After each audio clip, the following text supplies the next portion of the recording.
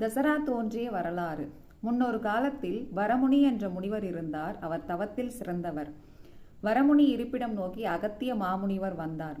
வரமுனியோ அகத்தியரை கண்டும் காணாததுமாய் இருந்தார். மேலும் அவரை அவமதிக்கவும் செய்தார். இதனால் கடும் கோபம் கொண்ட அகத்திய மாமுனி, வரமுனியே, இன்று முதல் நீ எருமைத்தலையும் மனித உடலும் பெற்று இறைவியால் அழியப் பெறுவாய் என்று சாபமிட்டார். அன்று முதல் எருமைத்தலையும் மனித உடலும் பெற்று மகிஷாசூரனாக மாறினார். மேலும் முனிவர்களை கொடுமைப்படுத்தவும் ஆரம்பித்தார். மகிஷாசூரனின் கொடுமையை தாங்க முடியாத முனிவர்கள் அன்னை தேவியை வேண்டி வேள்வி நடத்தினார்கள். அவர்கள் நடத்திய வேள்வியின் பயனால் உருவான அன்னை ஆதிபராசக்தி விரதமிருந்து மகிஷாசூரனை அழிக்க புறப்பட்டார். அகில உலகையும் ஆட்டி படைத்த மகிஷாசூரனை அழிக்க தேவியானவள் துர்க்கை வடிவம் எடுத்தாள்.